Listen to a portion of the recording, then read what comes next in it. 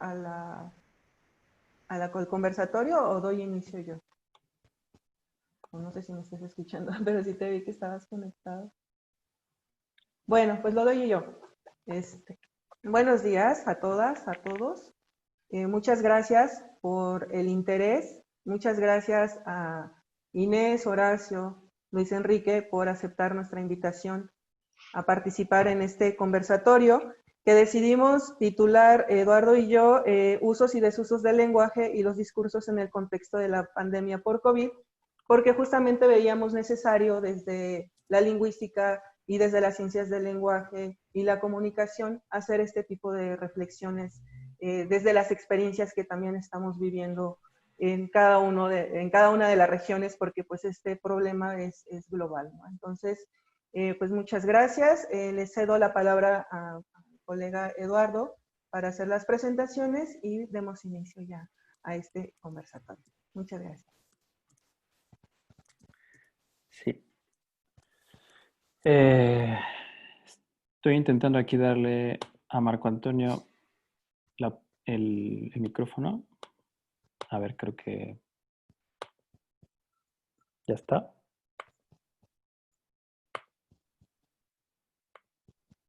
¿No? No, creo que no. No, no es Marco Antonio Rodríguez. No, yo creo que no. Vamos a dar inicio entonces. Muchas gracias. No le comenté, igual lo vi y dije, bueno, hay que invitarlo, pero no, Bueno, no le comenté, ok, no se me lo puse. vamos a comenzar sin mayor dilación. Hoy tenemos, bueno, gracias a todos, antes que nada, gracias a todos por estar aquí. Gracias a Inés, a Horacio y a Luis Enrique por aceptar nuestra invitación y por unirse hoy a la conversación. Hoy tenemos tres ponentes y la primera es Inés Olza. Inés es doctora en lingüística por la Universidad de Navarra. Ella es actualmente investigadora en lingüística y cognición en el Grupo Cultura Emocional e Identidad del Instituto Cultura y Sociedad de la Universidad de Navarra.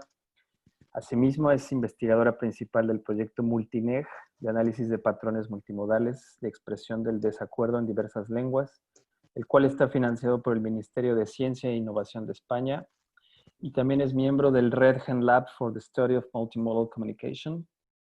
Entre sus intereses No, se cortó. de investigación en las últimas semanas y en el contexto de la pandemia global, ha impulsado la iniciativa internacional #ReframeCovid, centrada en promover marcos alternativos al bélico para comunicar de modo constructivo la emergencia del COVID-19. El título de su intervención es ¿Cómo contar una pandemia global? Narrativas metafóricas en conflicto. El segundo ponente es Luis Enrique López Hurtado, y él es sociolingüista y educador especializado en educación intercultural bilingüe.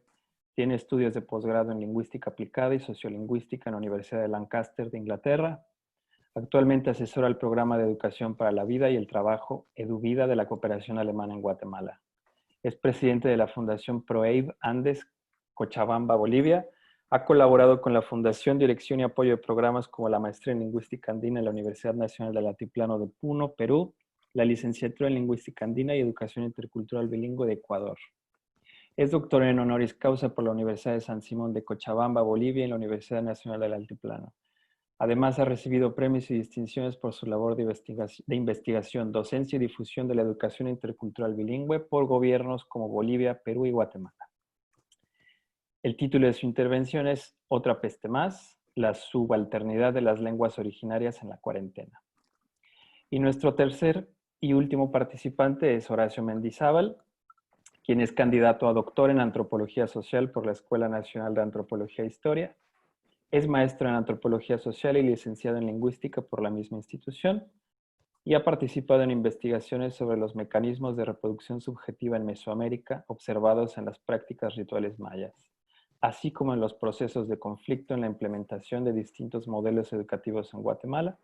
Sus intereses de investigación incluyen la búsqueda de los mecanismos de subjetivación en el área maya mesoamericana y la manera en que sus dimensiones semiótico-discursivas pueden ser analizadas desde la antropología. Y ahora sí, sin mayor dilación, le voy a dar la palabra a Inés Ujú. Bueno, nada más Muchísimas comentar, gracias. Sí. disculpa Inés, tenemos 30 minutos para la presentación cada uno. Faltando 5 minutos yo les voy a avisar, así con voz, faltan 5 minutos y cuando falte un minuto voy a escribir un mensaje, un minuto. Para las preguntas, igual vamos a tratar de recuperar las preguntas que se hagan en el chat, ¿no? Y vamos a tener unos 5 minutos para dar respuestas. Muchas gracias y pues ahora sí, vamos a dar inicio. Muchísimas gracias a Eduardo y a Bianca por invitarme a estar aquí hoy. Estoy encantada de ver nombres conocidos, también caras no las puedo ver, ¿no? Pero de estar aquí con personas de tantos países, ¿no? Y estamos en varios usos horarios, aquí desde las 5 y pico de la tarde desde España. Ha introducido de manera magnífica, vamos a ver, me aparecerán, Eduardo, ¿no? De qué voy a hablar, en realidad, porque efectivamente voy a hablar sobre la iniciativa que él ha mencionado, Reframe COVID, pero por supuesto voy a intentar contextualizarla desde una perspectiva un poco más amplia, que pueda ser de interés directo para este conversatorio de usos y desusos, ¿no? De lenguaje y discurso de lenguaje y discurso, disculpad, en el contexto de la pandemia, ¿vale? Antes de empezar, me gustaría mencionar a quien me precedió en la primera sesión del conversatorio, a una de las ponentes, a Larisa Tristán Jiménez. Desgraciadamente tuve algunos imprevistos que me impidieron conectarme y ver la presentación de Larisa y de los demás ponentes en directo, pero afortunadamente sí pude ver, ¿no? Perdonad, como veo que aparecen, no sé si lo veis vosotros, me aparecen mensajes de admitir a gente en la sala, disculpad. Como digo, pues sí que pude verla en diferido a través de YouTube y fue una alegría constatar que desde la perspectiva de Costa Rica, Larisa proponía reflexiones parecidas a las que yo también voy a traer aquí, pero por supuesto no voy a repetirme, porque en el marco de este conversatorio tampoco queremos, ¿no?, ser redundantes. Desde la perspectiva que trajo Larisa en el contexto de metáforas y COVID, me interesaron en concreto sobre todo los ejemplos de, por ejemplo, metáforas deportivas, que trajo a colación, ¿no?, usadas por instituciones y el gobierno en concreto de Costa Rica, y también la idea, que evidentemente voy a retomar aquí, porque ese es el sustrato, ¿no?, el fondo de cualquier metáfora, también la idea de que toda metáfora o propuesta de entender la realidad en términos metafóricos tiene un valor, un plus, ¿no?, cognitivo, de comprensión y ordenación de la realidad. Es una propuesta de ordenar la realidad, el hablar de esa realidad en términos metafóricos, y también tiene evidentemente una vertiente o un impacto social. Si la metáfora se acepta y si la propuesta de entender la realidad en términos metafóricos se extiende, ¿no?, hasta cierto punto logramos que los grupos sociales se aglutinen en torno a esa misma idea.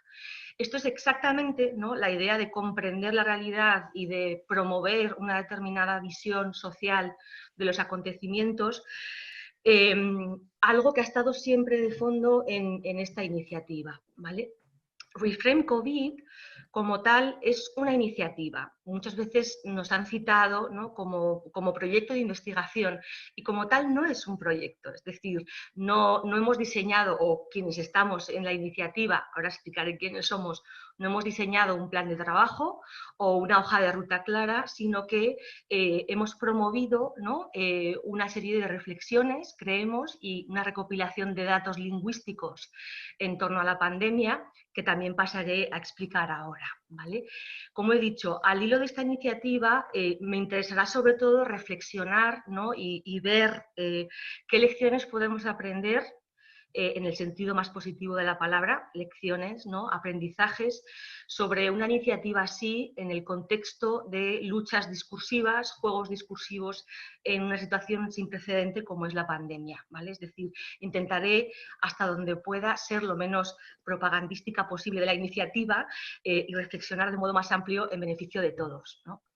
¿Cómo surgió la iniciativa? Surgió en un contexto, el de las primeras semanas de la pandemia en España, en el que los ciudadanos, al menos en España y en varios países de Europa, hemos ido a la par hasta cierto punto en la incidencia del virus, con 1 o 2 semanas de adelanto o retraso respecto al país vecino, ¿no? Entonces, en este contexto de extensión del virus, ¿no?, y de extensión de la propia, literalmente, de emergencia sanitaria, escuchamos a los líderes desde el comienzo, sobre todo a Macron, se sumó después Donald Trump al otro lado del océano, también Boris Johnson, y en el contexto de España, ¿no?, el presidente Pedro Sánchez, hablar de la situación en términos de guerra y, de hecho, literalmente proponer que la situación actual, bueno, más bien situación en esos momentos, ¿no?, ahora estaríamos, si queréis, en una posguerra, ¿no?, suponía una guerra, es decir, los ciudadanos están en guerra, la situación es de guerra y, por tanto, vamos derivando una serie de conclusiones. La primera es inevitable decretar, ¿no?, un estado de alarma que ha tomado forma legalmente de diversos, ¿no?, a través de diversos caminos en diversos países, ¿no?, y, por tanto, ese estado de alarma permite, legitima tomar una serie de medidas, en principio, para afrontar la pandemia, la emergencia sanitaria y sus consecuencias sociales, su impacto social.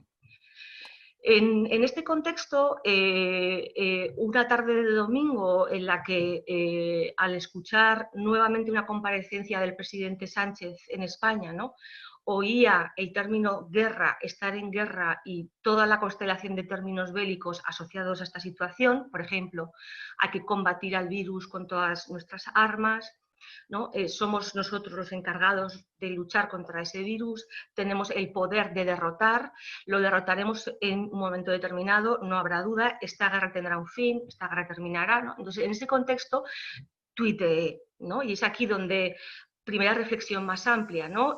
Ahora mismo las redes sociales, en tanto que espacio no institucional de comunicación, sino foro abierto a cualquiera que quiera proponer reflexiones sobre el lenguaje, están cumpliendo un papel muy importante. Yo tuiteé y puse en copia de ese tuit, lo veis más arriba, a varias colegas, todas mujeres, no por una razón en particular, que trabajan en el contexto hispánico o hispano-británico en lenguaje y cognición. Mi reflexión iba al hilo de estoy oyendo demasiada metáfora bélica. ¿Por qué no tomamos un buen ejemplo, como es el del menú de metáforas para hablar sobre el cáncer de Elena Semino, investigadora de la Universidad de Lancaster, investigadora de metáfora, contexto, discurso, ¿no? ¿Por qué no tomamos ese buen ejemplo y, en lugar de hablar de, lo tenéis en esa imagen que tuiteé, ¿no?, ganaremos la batalla al virus, ¿no? ¿Por qué no hablamos mejor de que nuestros espacios quedarán libres de virus? Yo proponía, por ejemplo, metáforas meramente espaciales, ¿no?, de ganar espacios de salud, recuperar, ¿no?, espacios libres del virus, ¿no?, o hay que vencer juntos al enemigo, en terminología bélica. Yo proponía sustituirlo como propuesta, ¿no?, por expresiones que yo entendía que eran más neutras. Volviendo a este ejemplo de Elena Semino y el grupo de investigadores de la Universidad de Lancaster, que propuso un menú de metáforas alternativas para hablar sobre el cáncer. Este grupo partió de la idea, más que comprobada, más que idea, más bien comprobaciones, sobre el papel que juegan las metáforas, por supuesto, a la hora de enfrentar una enfermedad o a la hora de hablarle a un paciente sobre su propia enfermedad, y en concreto una enfermedad que a veces puede ser evidentemente mortal, grave e incluso irreversible, ¿no? Entonces, lo que se dio en los contextos de enfermedad, y también Larisa, ¿no?, lo mencionó con el célebre trabajo de Susan Sontag, ¿no?, lo que se ve o lo que se sabe desde el punto de vista empírico es que hablarle a un paciente que tiene una enfermedad grave potencialmente mortal, ¿no?, en términos de una guerra, evidentemente hay que luchar contra el cáncer, hay que intentar ganar la batalla contra el cáncer, hay que poner en marcha todas las armas y recursos, ¿no?, puede servir en un primer momento para motivar al paciente, pero a lo largo del desarrollo de la enfermedad, de toda la narrativa de la enfermedad, hay momentos en los que utilizar la metáfora bélica para conceptualizar, ¿no?, ese desarrollo médico, sanitario, ¿no?, médico, físico, fisiológico, ¿no?, puede ser contraproducente. Uno, puede generar, y se ha visto que en ciertos pacientes genera ansiedad, porque en buena medida la situación está fuera de su control, es decir, los efectos de esa lucha son impredecibles y a veces no son proporcionales al esfuerzo llevado a cabo. Y además puede suceder que la enfermedad, a pesar de uno luchar, entre comillas, activamente, es decir, someterse a tratamientos y poner toda la voluntad posible, a veces la enfermedad sigue su curso, sigue avanzando y el paciente, al haberse anclado a la metáfora bélica, puede tener la sensación o una sensación perjudicial de derrota, ¿vale? Y todos sabemos que cuando hay, por ejemplo, un personaje célebre, ¿no?, que muere por cáncer, sería injusto decir que ha perdido una batalla, porque seguramente ha hecho todo lo que estaba en su mano, ¿no?, para salir y poder recuperarse, ¿no? Desde un punto de vista más amplio, se sabe también que el discurso público, que suele abusar de la metáfora bélica para conceptualizar cosas que literalmente no son una guerra, por ejemplo, medidas, ¿no?, para afrontar una crisis económica o medidas para afrontar algún desequilibrio social. Es decir, se sabe que los gobiernos que abusan de ese determinado tipo de metáforas, ¿no?, suelen generar también efectos en la población, ¿no?, de sobreexposición, ¿no?, o subrayar implicaciones muy negativas de la situación y motivar poco.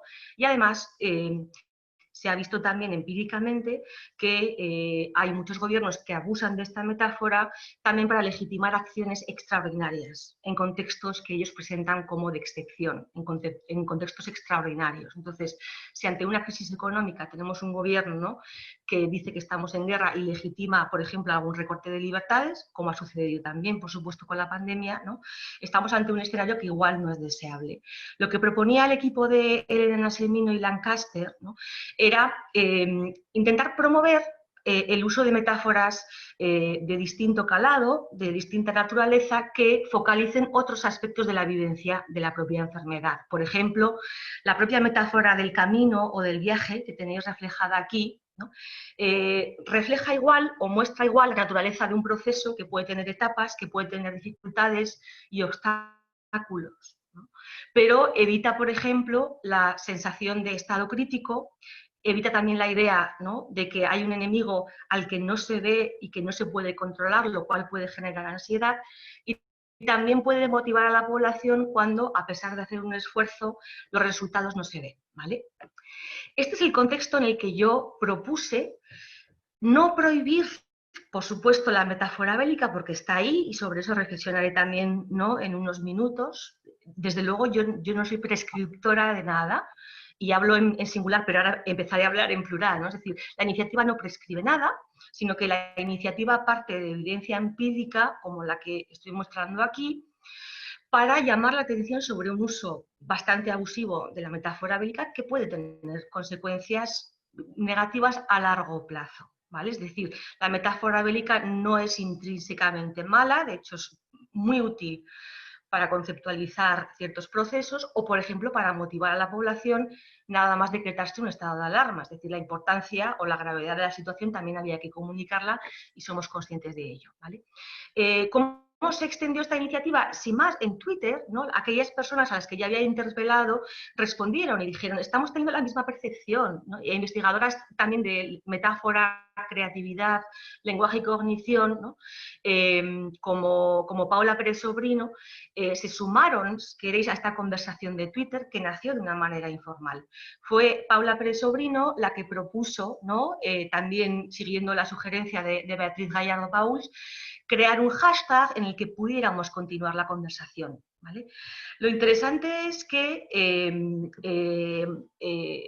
hubo otra investigadora que hasta cierto punto confluye en muchos intereses de investigación con Elena Semino, Verónica Kola, de Lancaster, que decidió, al hilo de Reframe COVID, abrir una hoja colaborativa de Excel a la que cualquier ciudadano pudiera acceder y en la que ese ciudadano pudiera reflejar, subir, ¿no?, copiar, ¿no?, aportar metáforas alternativas a la bélica para entender la actual situación de pandemia. Lo que han hecho la mayor parte de los usuarios es copiar o reproducir ejemplos de periodistas, políticos, intelectuales, incluso ciudadanos, viñetistas, ¿no?, que proponen otros marcos para entender la situación de COVID y para entender la pandemia, ¿vale? Tuvimos, y esta diapositiva no tiene ningún interés, ninguna intención de hacer propaganda, ¿no? Tuvimos la suerte, después reflexionaré sobre el valor institucional que tiene todo esto, tuvimos la suerte de que los equipos de comunicación de nuestras universidades, por ejemplo, de la Universidad de Navarra, yo soy tuitera, pero ante todo soy investigadora, ¿no?, o de la Universidad de Lancaster, enviaron también a los medios unas breves notas de prensa en las que decían: tenemos a lingüistas en nuestras universidades proponiendo, ¿no?, reflexionar acerca de las metáforas bélicas del COVID-19 y también sugiriendo, ¿no?, que cristalicen, por ejemplo, otros marcos metafóricos alternativos, ¿vale?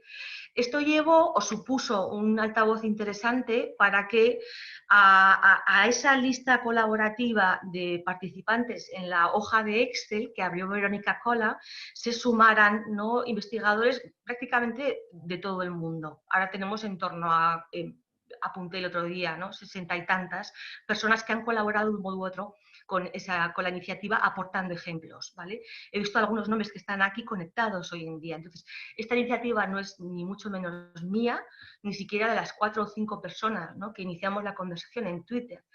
Esto ahora mismo es un espacio de reflexión colaborativo y abierto. Y siempre lo subrayamos, porque creemos además que desde el punto de vista de la promoción de la reflexión, ¿no?, acerca del lenguaje, esta experiencia resulta de interés, ¿vale? Después recogeré, como vengo anunciando, más estas reflexiones de una manera más estructurada, ¿vale?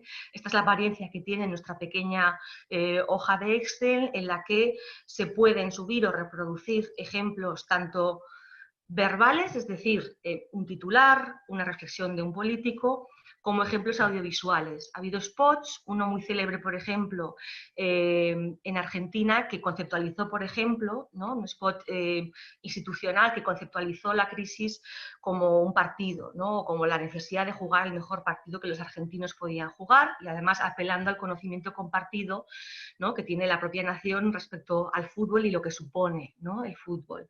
Pero también hay, por ejemplo, muchos datos visuales, mucha viñeta o caricatura, precisamente porque los viñetistas o caricaturistas suelen ser aquellos que promocionan y suelen subrayar a veces la necesidad de reflexionar sobre el lenguaje o sobre los marcos mentales con los que estamos comprendiendo la realidad, ¿vale?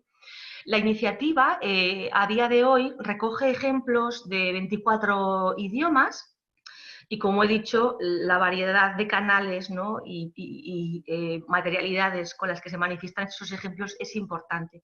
Me interesa subrayar que tenemos ejemplos, pocos, pero ejemplos, de lenguas que se entenderían como minoritarias, ¿no?, o de lenguas que tienen un número de hablantes bastante menor que el español, el inglés, el alemán o el francés. Es decir, hemos tenido, ¿no?, tenemos ejemplos que subrayan la necesidad, ¿no?, de trabajar con metáforas alternativas en macedonio, serbio, búlgaro, croata, indonesio, telugu de India, etcétera, etcétera, ¿vale? También ejemplos de turco, iraní, farsi, ¿no? Es decir, la variedad es importante.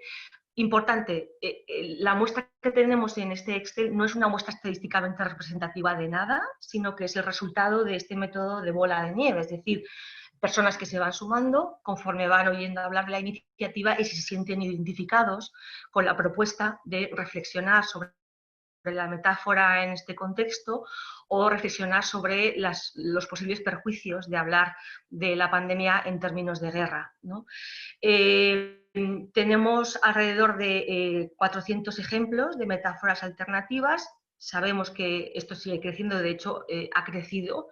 Los primeros ejemplos documentados provienen el 2 de febrero, no tenemos en la hoja datos de enero o diciembre que podrían haber surgido, y de hecho surgieron ya en China, y tenemos registrados por lo menos 65 informantes, ¿no? Entonces, el interés, al hablar yo de informantes y de números, no es el de hacer o trabajar estadísticamente con esta hoja. De hecho, lo importante de esta colección de metáforas es que cualquiera haya contribuido a ella o no, siempre que la cite o no, hasta cierto punto acredite que los ejemplos se han recopilado ahí, ¿no?, puede utilizarla para fines de investigación, para fines de divulgación, para fines ilustrativos, ¿vale? La hoja está sujeta a una licencia de Creative Commons que lo que exige, a cierto punto, es citar, ¿no?, la iniciativa y de dónde ha surgido la propia colección.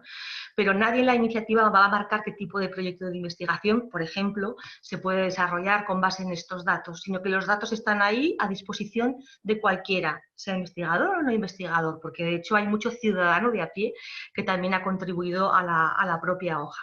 Y de nuevo, la iniciativa seguirá viva mientras los investigadores ciudadanos sigan contribuyendo a esta hoja de Excel o sigan promoviendo el debate en redes sociales.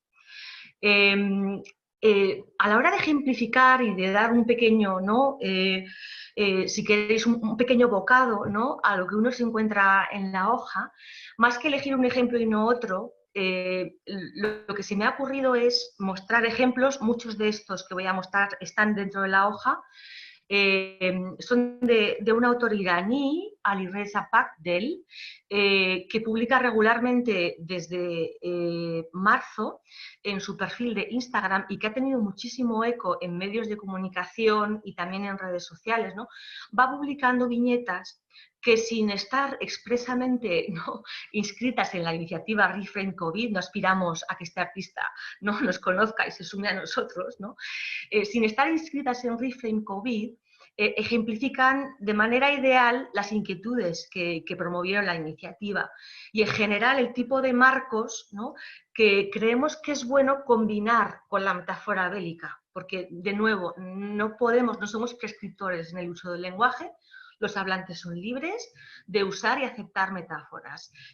Nuestro punto es el de intentar reflexionar, como se hace, por ejemplo, en un conversatorio de este tipo, sobre los usos y desusos, ¿no?, desarreglos que puede generar el lenguaje, y en este caso las metáforas. Me interesa también, o lo he hecho a propósito, traer ejemplos de la hoja Excel de este autor que son visuales. Porque todos sabemos, también lo subrayó Larisa la semana pasada, que la metáfora es ante todo un proceso mental, basado en gran medida en la analogía entre dos realidades. Una que resulta habitualmente más novedosa, más abstracta, más difícil de entender, ¿no?, esto en términos muy sencillos, que proponemos entender en términos de realidades más inmediatas y conocidas. Es decir, partimos del conocimiento de la realidad que ya tenemos para intentar ordenar algo que, por ejemplo, con la pandemia, es nuevo, es sobrevenido y de lo que no hemos tenido experiencia directa nunca, ¿no? Entonces, la metáfora es, ante todo, un proceso mental que genera usos verbales, ¿no?, figurados, ¿no? Entonces, la metáfora, lejos de ser únicamente un fenómeno verbal, y además exclusivamente el lenguaje poético, lejos de ser eso, es un proceso mental ubicuo, ¿no?, que invade usos del lenguaje verbal y también usos del lenguaje visual. O, dicho de otra manera, la modalidad visual, la modalidad pictórica, puede reflejar de manera ideal estos patrones mentales, ¿no? Lo que ha hecho Pakdel precisamente es trabajar sin saber nosotras, ¿no?, o sin haber contactado nosotras con él, ¿no?, con los mismos marcos mentales que propondríamos como alternativos al de la guerra. Por ejemplo, aquí tenemos la idea de, ¿no?, un barco en el que varios, ¿no?, por ejemplo, las fuerzas y cuerpos de seguridad del Estado, policías, elementos o ejemplares de diversas instituciones reman, ¿no?, o ayudan, aportan su fuerza para que un barco en el que todos estamos, ¿no?, hasta cierto punto representados, ¿no?, avance a lo largo de un mar que efectivamente tiene peligros, ¿no? Quien guía el barco es el sanitario.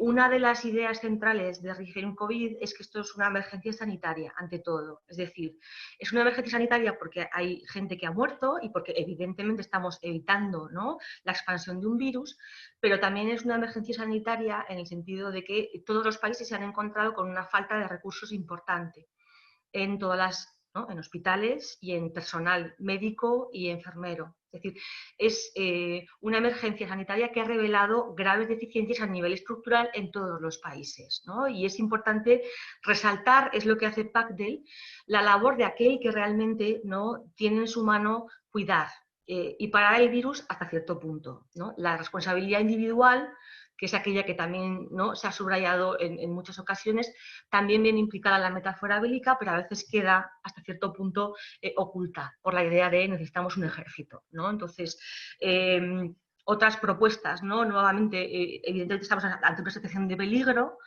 en la que el responsable último del cuidado, ¿no?, aquel que lleva, sobrelleva y sostiene a los enfermos, es el colectivo sanitario, y todos los demás lo que tenemos que hacer es sujetar esa tirolina, sujetar esa cuerda, ayudar a pasar ese abismo, ¿vale? Entonces, las representaciones de Pacte son recurrentes en este sentido.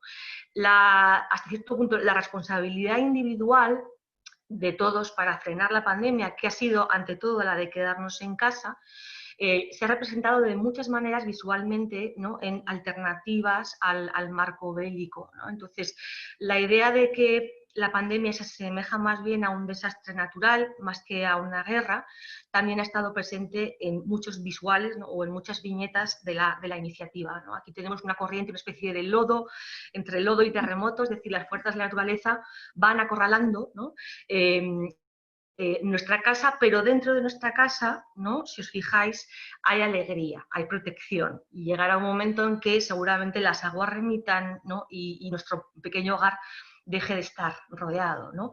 La idea de desastre natural en forma de incendio. Intelectuales como Juan Luis Arzuaga, que es un paleoantropólogo español, y algunos historiadores han propuesto, no de manera casual, sino que ha confluido, ¿no?, en la misma idea de que la pandemia y los brotes, rebrotes, ¿no?, y el modo de afrontarlos podrían parecerse más en realidad a un incendio, ¿no?, que puede tener diversos focos, que todos trabajamos para extinguir. Por supuesto, en primer plano, el primero que extingue es el sanitario, pero todos tenemos hasta cierto punto, ¿no?, esa posibilidad de parar el fuego. Puede que creamos que la tierra se ha refrescado, ¿no?, y que el incendio ha parado, pero puede que el incendio, las brasas sigan ahí, ¿no? Y esto es lo que se nos está diciendo, por ejemplo, en España, ahora que estamos ya, ¿no?, volviendo a la nueva normalidad, to the new normal, que creo que alguno de mis colegas reflexionará sobre esto, ¿no? Esa nueva normalidad no es tal, es decir, vivimos entre brasas, ¿no? Entonces, la propuesta podría estar ahí, ¿vale? ¿Qué aportan, por ejemplo, los marcos de la pandemia como fuerza natural, ¿no?, o la idea de vivimos o es necesario que todos estemos en el mismo barco donde hay un capitán que nos guía? ¿Qué es lo que refuerzan estos marcos? Desde luego, la necesidad de cooperación, de acción coordinada. Se subraya también el papel de los sanitarios, es decir, al final hay responsabilidad individual, pero no somos nada sin nuestra atención primaria y evidentemente, ¿no?, una buena red o infraestructura que nos pueda cuidar, ¿no? Por contrapartida, ¿qué creemos que subraya el marco bélico? Dentro de la narrativa de la pandemia, en una primera instancia, lo he dicho, ¿no?, sabemos que la metáfora bélica, estamos en guerra y tenemos un enemigo potente al que hay que derrotar, puede servir para comunicar la importancia del proceso, ¿no?, la gravedad de la crisis. Por supuesto, la metáfora bélica se ha utilizado también para llamar a la unidad y a la disciplina individual y hasta cierto punto despertar sentimientos patrióticos. Y también somos conscientes de que la metáfora deportiva, la del fútbol, en realidad comparte, ¿no?, mucha base cognitiva con la metáfora de la guerra, porque los deportes se entienden también en términos bélicos y viceversa. ¿Cuál es el problema de sostener, ¿no?, el marco cognitivo de la guerra como marco predominante? Que también se distorsionan aspectos de la pandemia. La pandemia, sabemos, no va a tener un final como si tiene una guerra, un final en blanco y negro, es decir, en el momento en que se firma un tratado ya no hay guerra. Y sabemos que la pandemia o el virus va a tener también sus rebrotes, ¿no?, y el peligro de volver, ¿no? Del mismo modo, el papel que tiene un gobierno, que tienen los políticos, ¿no?, en una guerra es muy distinto al que creemos debería tener, ¿no?, el político o el gobierno en el contexto de una emergencia sanitaria, en el que el papel central del gobierno es favorecer, ¿no?, o apoyar al sector sanitario y, por supuesto, tomar todas las medidas que sean necesarias de corte social y económico, ¿no?, para paliar efectos, ¿no?, negativos de la pandemia.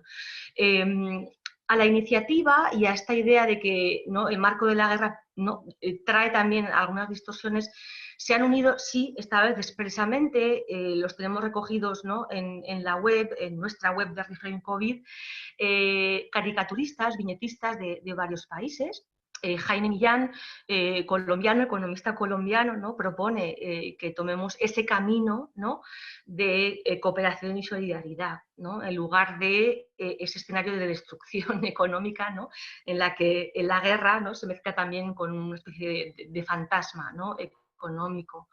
En el contexto español, esto para quien tenga el conocimiento compartido, ¿no?, el fallecido humorista Gila tenía un sketch humorístico conocido por todos en el que un soldado, él, llamaba al enemigo por teléfono para pedirle que por favor parara, ¿no? Entonces, Arca, en el contexto español, Juli Sánchez, propone, ¿no?, que vuelva ese soldado, solo que no es un soldado normal, es un médico que dice, por favor, ponte la mascarilla y luego hablamos, ¿vale?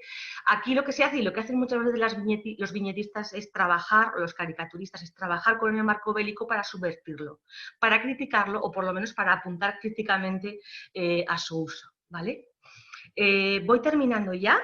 Esta es mi última diapositiva. Al margen ya del caso individual, ¿no?, de Reframe COVID y de ¿no?, lo que hemos aprendido y lo que hemos hecho, ¿no?, este grupo de lingüistas y ciudadanos, me interesa subrayar que la iniciativa o que una iniciativa como esta tiene el valor, no por nuestro mérito, sino por cómo se ha desarrollado, de ser abierta y colaborativa, es decir, no es jerárquica. Por mucho que yo esté aquí en representación de quienes se han sumado a esto, ¿vale? No somos prescriptores de uso del lenguaje, sino que queremos promover espacios libres de pensamiento crítico, por mucho que esto suene idílico, pero esta es la idea, ¿no?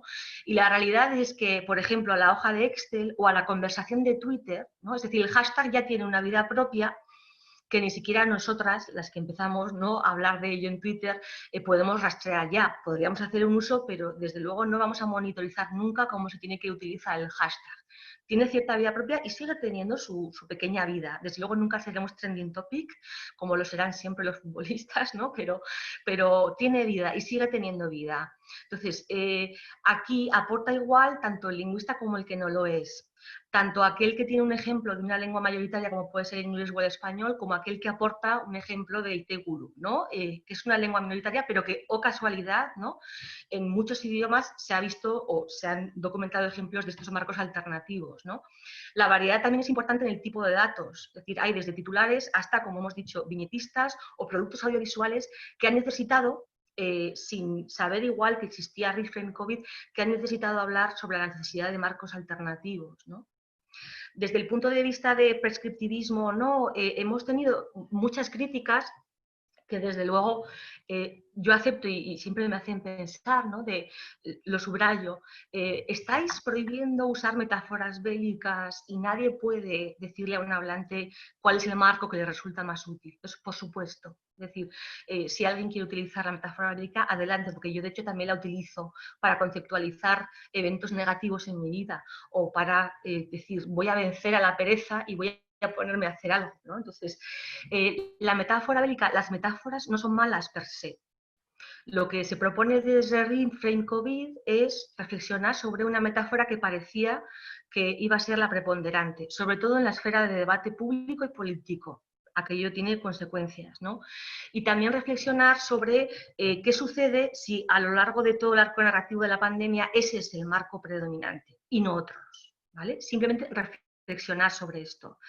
También somos conscientes, como hemos dicho, de que no es lo mismo que utilice la metáfora bélica, ¿no?, un ciudadano que necesita motivarse para quedarse en casa, dice yo como un soldado, ¿no?, aquí disciplina total, a que la metáfora la utilice, ¿no?, y la proponga o la imponga un gobierno en sucesivas ruedas de prensa, ¿no? No es lo mismo. ¿Vale? Es decir, el grado de responsabilidad social, el grado de impacto público que puede tener el utilizar este marco predominante es distinto y todos somos conscientes de ello, ¿no?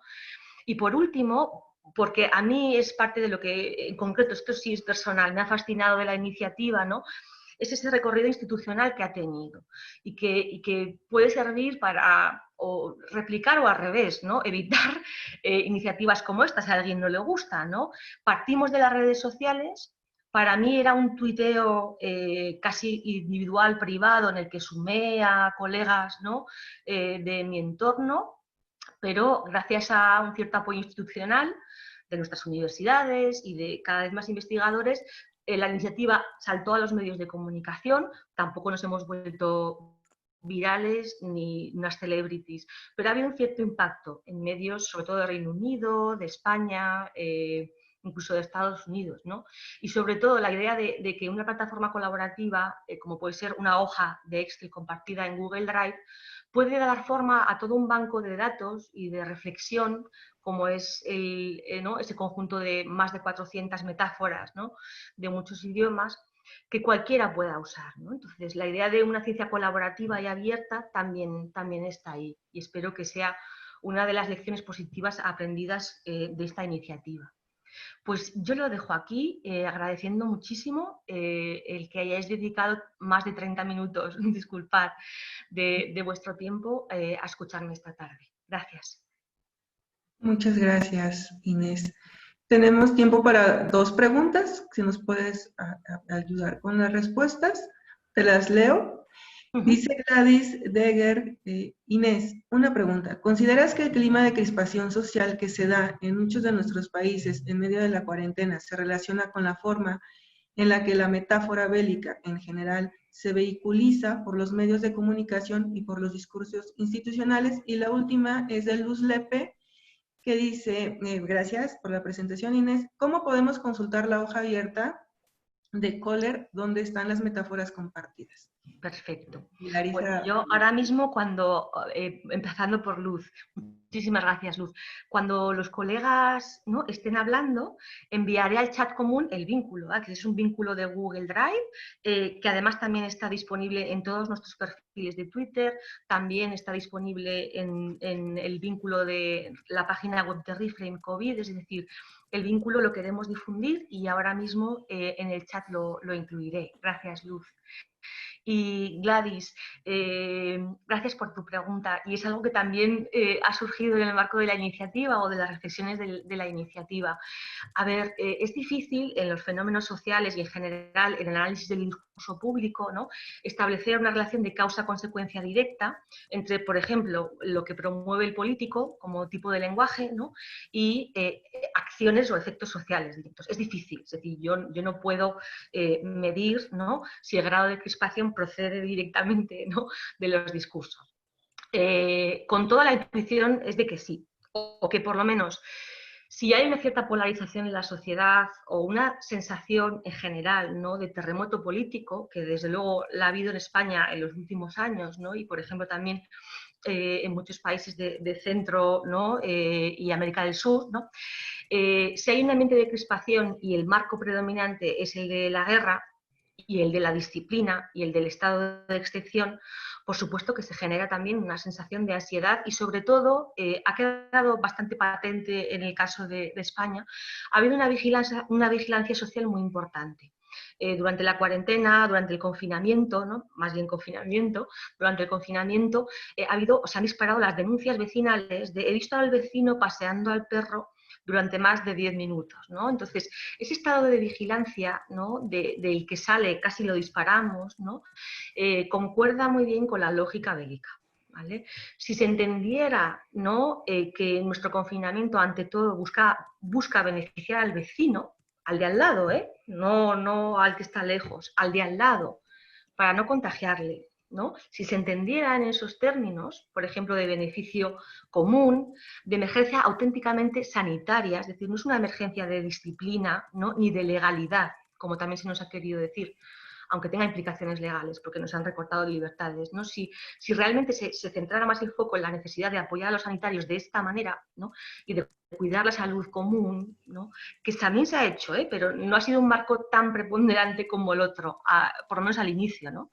Entonces, si se promoviera, como digo, ese tipo de marco, ¿no? Mucho más colaborativo y más apegado a la realidad sanitaria, pues seguramente no habríamos tenido ese disparar, ¿vale? He visto ya en algún mensaje que acababa de llegar, ¿no? Que las denuncias vecinales, los detectives de balcón, ¿no? La policía de balcón, ha estado presente en todos los países. Si no se habla en términos de guerra, ¿habría existido policía de balcón? Puede, seguramente, no lo sé, pero desde luego una metáfora bélica sostenida como marco predominante desde la tribuna política o institucional, ¿no? Creemos que tiene efectos, ¿no? Y que son efectos igual no medibles directamente, pero que están ahí. Gracias.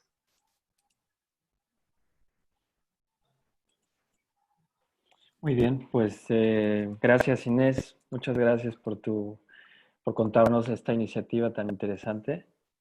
Y bueno, pues vamos a pasar con nuestro segundo participante del día de hoy, que es Luis Enrique. Ujú. Uy. A ver, ¿ya está? ¿Me escuchas?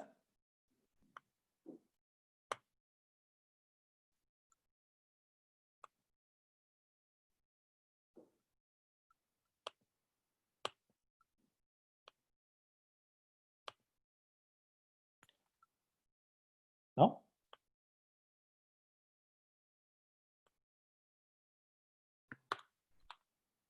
A ver, ¿me escuchas, Luis Enrique? Sí, ya está. Yo te escucho perfectamente. ¿Sí? Vale. ¿Me escuchas tú? Sí, listo. Perfecto. Bueno, perdón. Yo quiero comenzar mi presentación recordando, aunque todos lo sepamos, ¿verdad? Una verdad de perogrullo, pero que es necesario destacar en este periodo de cuarentena y sobre todo durante las primeras semanas desde que llegó la pandemia a tierras americanas, por ahí fines de febrero, comienzos de marzo, un poco después que en Europa y un poco después también que en los Estados Unidos, ¿no es cierto? Y lo que quiero destacar es que se puso en evidencia cuán realmente subalternos son los idiomas amerindios. Es decir, digo, es una verdad de perogrullo porque desde la invasión europea los idiomas amerindios vinieron disminuyendo en cuanto a números de hablantes, pero también en cuanto a importancia social y valoración. Pero para centrarme en el tema que nos convoca, quiero destacar que los idiomas originarios de América no fueron usados en el primer momento de la crisis y todos los mensajes se difundían únicamente en castellano. Tal vez la excusa era que la pandemia abarcaba sobre todo las zonas urbanas y no las rurales o los bosques húmedos donde habita mucha población indígena. Pero nuestros gobernantes se olvidaron que si consultaban los mismos censos que ellos levantaron,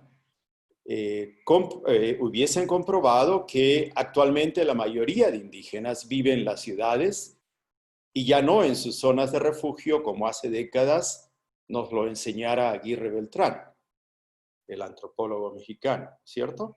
Entonces quiero dar unos datos simplemente para situar el contexto.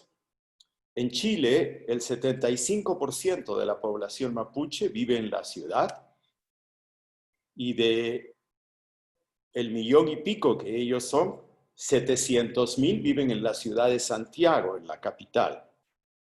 En el Perú, el 67,7%, de acuerdo al último censo del 2017, vive en áreas urbanas del país, ya no en el campo. Y un distrito de la ciudad de Lima alberga al mayor número absoluto de quechohablantes, más cualquier otro de los cerca de 2,000 distritos que existen en el Perú. Entonces, ¿qué quiero destacar con estos dos ejemplos de Perú y Chile? Pero podría referirme a otros países de América Latina también y encontraríamos la misma constante. Ya no es posible seguir hablando desde las políticas públicas de indígenas igual áreas rurales y no indígenas igual áreas urbanas. Si la pandemia afectó al inicio fundamentalmente las áreas urbanas y sobre todo las ciudades capitales de los países, tendríamos también que haber diseñado políticas de salud intercultural para atender a la población indígena que vive en áreas urbanas. Les doy otro ejemplo. Eso incidió en el alto número de contagiados en un asentamiento de población shipiba en Lima, en pleno centro de Lima y a unas 20-30 cuadras del Palacio de Gobierno. Los shipibos tienen como hábitat tradicional y natural la Amazonía, a varios miles de kilómetros de la ciudad de Lima. Pero hay un asentamiento de unas 300 familias en Lima y ellos estuvieron entre los primeros afectados por la COVID. En tercer lugar, quisiera mencionar que esta peste innombrable, y ese es otro dato bien interesante sobre el cual no han reflexionado las autoridades de salud, ni tampoco los comunicadores gubernamentales, ni desafortunadamente tampoco los traductores indígenas. Desde la visión indígena se nos dice, no hay que nombrar al COVID por su nombre, porque si así lo hacemos, lo estamos invitando a que nos tome, a que se nos pegue. Y entonces, en muchos contextos indígenas se refieren al COVID solamente como peste, pero sin nombrarlo, sin llamarlo por su nombre propio.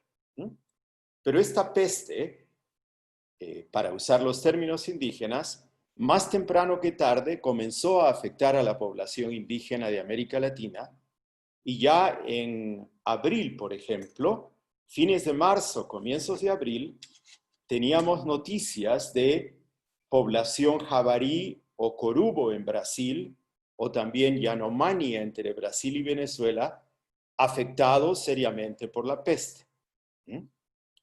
Y en países como Bolivia, Colombia y el Perú ocurrió lo propio. Ahora, ¿cómo tomamos noticia de esta situación? Otra vez, dada la subalternidad, no por la vía oficial, pues desafortunadamente los estados no recogen estadísticas diferenciadas por etnicidad. Todos somos iguales, todos somos ciudadanos.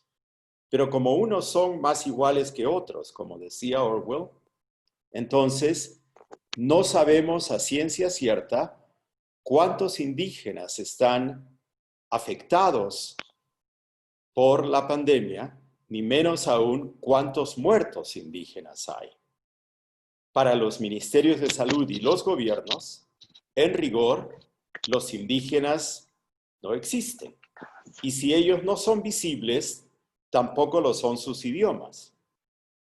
La situación es tan grave, que ustedes lo habrán visto por la prensa, que en Brasil ya se le acusa a Bolsonaro de etnocidio, pues a las altas autoridades de ese país, la muerte de los indígenas en la Amazonía las tiene sin cuidado, ¿no es cierto?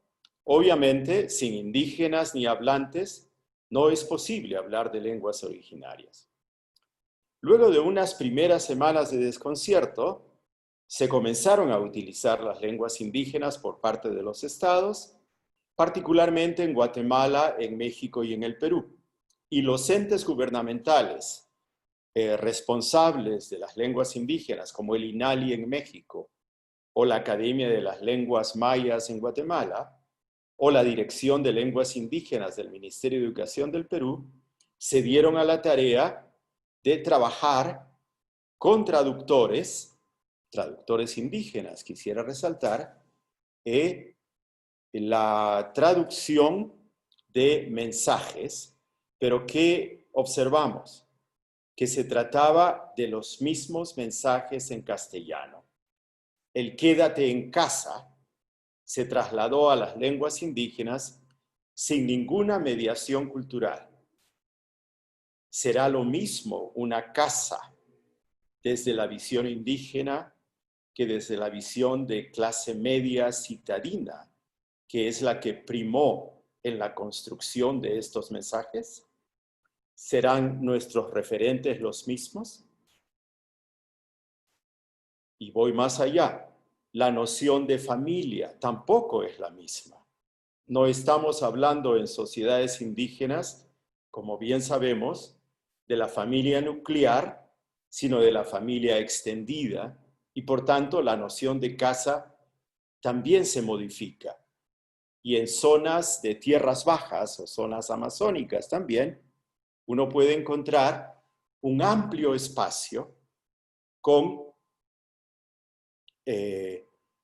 no con separaciones entre persona y persona, sino en un amplio espacio en las que se ubican hamacas donde uno y otro descansa. Es decir, las casas en el sentido indígena ni son cerradas o partidas en habitaciones como aquellas en las que nosotros vivimos cotidianamente, sino son espacios abiertos, la clásica maloca o casa grande de las tierras amazónicas en general, ¿no? O el espacio del fogón, que es al aire libre, ¿no? Donde uno se reúne en las noches a conversar, a dialogar y a reproducir su lengua también. Entonces, quiero destacar que en estas traducciones no hubo esa mediación cultural y así como quédate en casa pasó del castellano a las lenguas indígenas, también pasaron mensajes como lávate las manos, usa alcohol en gel o guarda distancia social, ¿no? Forzando a veces las lenguas para llegar a estas traducciones oficiales. En otras palabras, las lenguas indígenas se utilizaron como en los inicios del periodo colonial para traducir ya no los mensajes de los frailes referidos a Dios, a la Trinidad, al Evangelio, sino para traducir los mensajes del sector salud sin pensar en las particularidades epistémicas, culturales, ni tampoco en las condiciones de pobreza que marcan la vida en los contextos indígenas, sean estos rurales o urbanos. Y entonces allí quisiera poner el acento en los vicios de una traducción literal entre lenguas tan distantes culturalmente una de otras, ¿sí? Y entonces, ¿qué estamos viviendo ahora en América Latina? Si uno analiza los casos de Perú y Chile, donde la pandemia ha crecido descomunalmente en las últimas semanas, y sobre todo en ciudades como Lima y Santiago de Chile, a la fecha de hoy consulté el dato antes de la reunión y el Perú está por llegar al 250.000 de personas contagiadas. No son tantos los muertos, afortunadamente, pero sí es alto el contagio. Y lo propio ocurre en Chile, que partió con muy pocos contagiados y hoy día está llegando a los 230.000. Pero ¿qué es lo que quiero destacar? ¿Qué ocurre o qué ocurrió con las medidas en las ciudades de Lima y Santiago? El quédate en casa no funcionó. ¿Por qué? Por las condiciones de tugurización en los barrios urbanos marginales o en los centros abandonados por las élites de los cascos históricos de las ciudades que han sido copados por migrantes que vienen del interior. Y entonces, el quédate en casa no funciona. ¿Por qué? Porque si vives en un ambiente tugurizado, vi una noticia de Chile el domingo pasado, donde se detectó que en 3 viviendas del centro de Santiago vivían 33 familias, divididas por sábanas colgando del techo o por cartón o madera.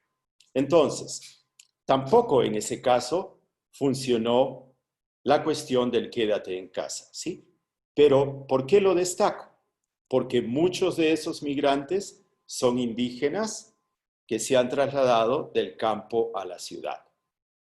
Para avanzar, ha habido cambios en las últimas semanas, es verdad, pero cambios que no tienen que ver con la acción del Estado necesariamente como se debería, sino sobre todo de organizaciones no gubernamentales que trabajan o están cerca de los pueblos indígenas, con las propias organizaciones etnopolíticas indígenas, con médicos indígenas, que son pocos, pero también los hay, que están abordando el tema de la pandemia con una perspectiva intercultural, es decir, tratando de buscar modos que acerquen la forma en la que se vive la enfermedad en los territorios indígenas y en las ciudades donde hay población indígena, y ya no recurriendo únicamente a las traducciones literales que hicieron los gobiernos en su primer contexto, sino a través de mensajes que son culturalmente mediados, ¿sí? Y que se refieren, por ejemplo, a las aglomeraciones en las fiestas, a las aglomeraciones en los mercados, ¿no? A la necesidad de guardar distancia entre una persona y otra, distancia física, sí, pero con solidaridad social, ¿no es cierto? Entonces, modificando estos mensajes que vienen desde la oficialidad para acercarlos más a la forma de vida, a los patrones culturales y a la manera que los indígenas tienen de vivir no solo su cultura, sino también de vivir con enfermedades. Porque no se olvide que ahora el COVID es una más de las muchas enfermedades que están afectando el futuro de las sociedades indígenas, y me refiero solo a 2 de las más graves. El dengue. Ha habido más muertos por dengue que por COVID sin que los estados le hayan prestado suficiente atención. O la tuberculosis. Hay más muertos por tuberculosis, indígenas quiero decir, que por el COVID. Entonces, los indígenas están viviendo las pestes desde la invasión europea, ¿no es cierto? Porque con una simple gripe se diezmó a miles y millones de personas. Entonces, ¿qué es lo que están practicando muchas sociedades indígenas? El aislamiento físico o el encapsulamiento. No dejan entrar a gente que viene de fuera. Ellos sí se pueden mover libremente en sus comunidades, no solo por la condición de las casas a las que me referí hace unos minutos, sino porque tienen que seguir trabajando para poder sobrevivir. A ellos no les llegan los bonos del Estado, ni les llegan estas medidas asistenciales que acertadamente se han tomado, para atender a las familias urbanas. Entonces, para los indígenas, la vida continúa, pero encapsulados y no permitiendo el ingreso de foráneos o llegando a acuerdos con los foráneos, como en el caso de varias sociedades de Brasil, para que dejen de deforestar o dejen de explotar los territorios mineros hasta que pase la pandemia. Y también están recurriendo a prácticas tradicionales de tratamiento de salud. Ya estoy por terminar, ¿ya? Entre ellas, por ejemplo, la sahumación de las viviendas para desinfectarlas o la vaporización, etcétera, ¿no? Entonces, para los indígenas la vida continúa, con o sin COVID.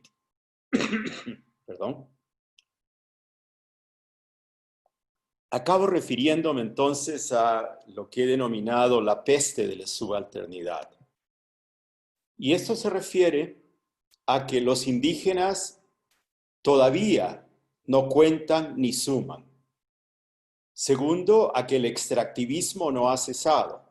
Se siguen invadiendo territorios indígenas, se siguen expoliando recursos naturales, se sigue contaminando el agua, se sigue deforestando los bosques y por ello la supervivencia de los pueblos indígenas está cada vez más en cuestión. Lo que se ha comprobado es que a las sociedades indígenas la enfermedad les llega de fuera. Pero llega la enfermedad, pero no los sistemas de salud. Entonces, ellos tienen que darse modos para salvaguardar la salud de su población en estas condiciones adversas. Y quiero destacar en relación con las lenguas, que es el tema de mi preocupación, tres hechos que me parece son claves de tomar en cuenta. Primero, la muerte de los ancianos indígenas, de los sabios indígenas, de los expertos, de los sabedores, cuyo conocimiento no está necesariamente codificado por la naturaleza predominantemente oral de sus idiomas. Si se mueren más ancianos, como ya está ocurriendo, vamos a perder un cúmulo importante de conocimientos construidos por la humanidad a lo largo de miles de años. Por ejemplo, en relación al manejo sostenible de los bosques y a la relación ser humano-naturaleza. Hoy, que la madre naturaleza nos está pasando la factura de nuestro mal comportamiento y que aparece este virus, producto de una mala relación entre animales y seres humanos, deberíamos considerar la importancia que tiene el conocimiento tradicional para abordar situaciones de crisis. En el Perú, por ejemplo, se decreta la cuarentena y los indígenas, ante la situación de mayor riesgo de contagio en una ciudad como Lima, comienzan a retornar a sus comunidades y al campo e inicialmente comienzan a salir a pie. Pero como ya nos ilustraban y estamos en una situación de guerra, sale el ejército a impedirles salir de la ciudad y que retornen a sus ciudades, ¿no?, para estar en cuarentena. Pero como ellos sabían que estaban mejor en el campo que en la ciudad, persisten en seguir caminando con niños, mujeres, ancianos, hasta que el gobierno peruano, tardíamente, les ofrece transporte para que puedan regresar a sus lugares de origen. Allí son recibidos por sus familias, los ponen primero en cuarentena por 14 días y luego les piden o les permiten retornar a la vida comunitaria. Entonces, ¿qué quiero destacar? Que sin conocimiento local y sin cultura, no habrá sociedades indígenas y sin indígenas, pues no habrá lenguas, por más esfuerzo que hagamos, desde el Estado, desde las ONGs o los lingüistas comprometidos con los pueblos indígenas en revitalizar estos idiomas. Muchas gracias. Muchas gracias, Luis Enrique. Es una reflexión que sí nos abona, nos nutre bastante estas reflexiones justamente a quienes trabajamos con lenguas indígenas. y propiamente a los hablantes de lenguas indígenas. No hay preguntas ahorita, solo hay comentarios. Está el de Fidencio Briceño. Él plantea que tampoco la relación salud-enfermedad se ve de la misma manera en los grupos Totalmente de acuerdo. Indígenas. A eso hay que sumarle la cuestión de la migración y cambios de contextos migratorios. Gladys Deger comenta, en general el quédate en casa está destinado a un sector de la sociedad que vive en condiciones ideales de confort. Las villas, las favelas, las comunidades de pueblos originarios son nuevamente invisibilizados y olvidados de cualquier política de cualquier estado.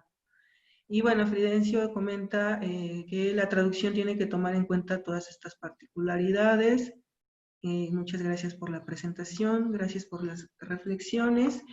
Yo quiero nada más hacer un comentario porque justamente yo he trabajado con pueblo Rarámuri o Tarahumara de Chihuahua, en la Sierra Tarahumara. Pues me sorprendió mucho que tomaran en cuenta las recomendaciones, no sé si hayan sido recomendaciones, por aquí anda Nubia, ella está trabajando allá en Coepi, que no hicieran la fiesta de Semana Santa, o sea, la ritualidad de la Semana Santa es una ritualidad que tiene que ver con el ciclo agrícola, y entonces pues danzar es mover la tierra, mover el mundo para que puedas preparar la tierra justamente para que se dé una buena cosecha. Y no permitirles hacer eso, no sé cómo cosmovisivamente les vaya a afectar, ¿no? Y todas o sea, si no se les da buena cosecha, pues lo vayan a atribuir justamente a que no se hizo una danza, y estas danzas no movieron la tierra, etcétera. Entonces, para mí fue muy sorprendente porque en algún momento decían, nosotros ya lo tomamos en asamblea, o sea, y en la comunidad donde yo trabajaba, y decidimos que sí lo vamos a hacer, pese a que otras comunidades decían, no lo vamos a hacer. Al final me dijeron, no lo hicimos porque el gobierno nos dijo que no lo hiciéramos.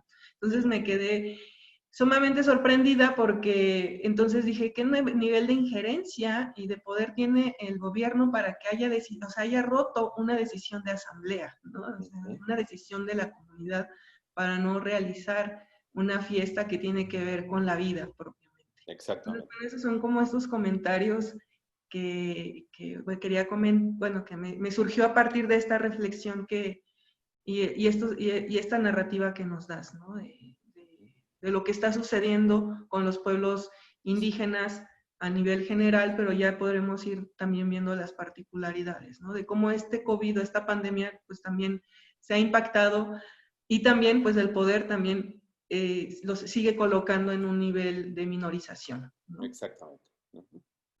¿Qué dice?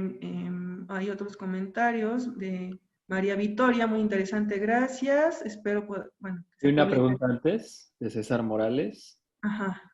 ¿Qué tan fácil sería que las comunidades indígenas aceptaran todo el tema del COVID y las nuevas reglas de distanciamiento social si tenemos personas con acceso más fácil a la información que dudan de la existencia del virus? Solamente quisiera decir una cosa allí. No es que los indígenas estén dudando de la existencia del virus porque ya están viendo muertos, ¿no es cierto? Sino que a lo que yo me refería es que discursivamente, culturalmente, no hay que nombrar COVID-19, no hay que referirse al virus con nombre propio, porque hay la idea, ¿no es cierto?, que si uno nombra una enfermedad, la está invitando a que ingrese al territorio. Entonces, no quiere decir que no tengan conciencia de la existencia de la enfermedad, sino que no hay que nombrarla, no hay que darle nombre propio. Entonces se refieren a ella como la peste, simplemente, ¿sí? Pero no hay negación de ello. Donde sí hay negación, por ejemplo, en el caso boliviano hay una situación sui generis interesantísima, que dada la confrontación que hay por la salida de Evo Morales del poder y con este gobierno de transición, que hay sectores de la población aymara que dicen que el gobierno de transición se inventó el virus para permanecer en el poder y no dejar que Evo regrese, ¿cierto? Entonces hay de todo, pero tanto el no nombrar el virus como que el virus no existe, deben llamarnos a una seria reflexión, porque la antropología y la lingüística tienen su lugar en la crisis de hoy y los gobiernos deberían consultar con lingüistas y antropólogos sobre medidas a tomar. Lo que nos cuenta Bianca sobre los rarámuri y la celebración del carnaval es tremendo. Eso puede tener efectos devastantes para la supervivencia de ese pueblo cuando la celebración de la tierra es parte de la regeneración de la vida, ¿no es cierto? Entonces, va más allá de los usos y desusos del lenguaje. Estamos en situaciones donde no se está tomando en cuenta las diferencias civilizatorias que hay entre unas formas de entender qué es vida, qué es muerte, qué es salud, enfermedad, qué es casa, qué no lo es, y otras formas de hacerlo. Si seguimos partiendo de nuestra episteme desde una perspectiva occidental y cristiana, de ver la relación entre los seres humanos y la naturaleza, vamos a seguir ante la necesidad de afrontar cada vez más virus, pero corremos el riesgo que las sociedades indígenas no continúen.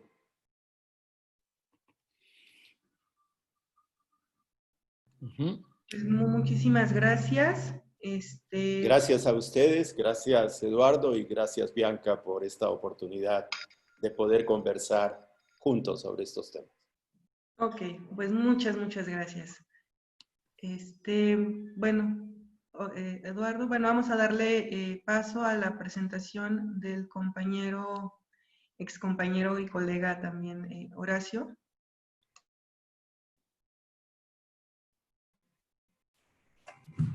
Hola. Bueno, ¿sí me escuchan? Sí. Ah, perfecto. A ver, solo voy a poner la presentación. Así. ¿Sí la ven así? Todavía no. Aquí. ¿Ahora? No. ¿Ahora sí la ven? Sí. Sí. Muy bien. Bueno, ante nada, quisiera agradecerle mucho a Eduardo y a Bianca por este espacio de discusión, que es bastante interesante, donde se han presentado gente muy interesante, y también de altísimo nivel académico. Y pues bueno, ay, aquí salen estas cosas de administrador. Ya. A ver, no. Aquí está, perdón. Bueno, como podrán ver, el nombre de mi ponencia es Una nueva formalidad frente a la incertidumbre. Prácticas, estrategias y objetos discursivos durante la crisis de COVID-19 en México y Guatemala. Me baso, nos apoyamos principalmente en los planteamientos de la semiótica de la cultura, especialmente en los planteamientos de la doctora Haidar y Yuri Lotman. Así también nuestros ejes teóricos son la transdisciplina y la complejidad, como la plantean Edgar Morán y Basarab Nicolescu, para poder articular diferentes niveles de la realidad que están atravesando en estos procesos de producción del sentido y que han sido profundamente transformadores de la vida cotidiana de las personas en todo el mundo, ¿no? Uy, es que estas cosas de... A ver. ¿Sí pueden ver la presentación encima de todas las cosas de administrador? Ahí está, ¿no? Bueno, el objetivo de esta plática es hacer una breve comparación entre algunas de las distintas prácticas, estrategias y objetos semiótico-discursivos que se han presentado en relación a la humanidad, en las reacciones de la humanidad para atender la emergencia causada por el nuevo coronavirus. Un fenómeno nunca antes experimentado por nuestra especie, dada la cualidad de ser global en un tiempo muy corto y poder ser comunicado a todo el mundo en un tiempo real gracias a las tecnologías digitales. Una emergencia que sucede en distintos niveles de las sociedades y distintos países, cada una con sus propias maneras de afrontarlo, las cuales están relacionadas directamente a su historia y contextos particulares. Dado lo anterior, es decir, lo referente a la historia y contexto particular, es pertinente hacer un contraste de cómo dos sociedades, divididas por diferencias en la organización social, política y cultural, pero que han compartido una relación histórica milenaria, como son los pueblos habitantes de lo que hoy son México y Guatemala, se enfrentan a estas condiciones. Es cierto que estos... Es cierto que estos países se constituyeron hace 200 años, como los conocemos ahora, se constituyeron hace 200 años durante las independencias del Imperio Español. También es cierto que los pueblos originarios tenían diferentes organizaciones sociopolíticas para el control del territorio y la vida, pero siempre hubo una interacción fluida entre ellos, lo que puede observarse en las edificaciones con diseños mexicas en la gran ciudad maya Tikal, o en las maneras de entender y ordenar el tiempo basadas en cuentas matemáticas vigesimales. La conquista y la colonia no solo intensificaron las relaciones regionales y transculturales, sino que enlazaron con muchas particularidades a estas sociedades con el resto de los continentes del mundo, añadiendo nuevas reglas y normas para la reproducción de la vida cotidiana, no solo de los habitantes de los territorios conquistados, sino del mundo entero. Un ejemplo de lo anterior podría ser la destinencia histórica que hace que el producto más famoso de Bélgica sea el chocolate, o que una de las características clásicas que definen a la comida italiana sea la salsa o el puré de tomate, ya que estas cosas han transformado la vida cotidiana de las civilizaciones europeas, pero asimismo son originarias de Mesoamérica. Está marcado incluso léxicamente en sus palabras, ¿no?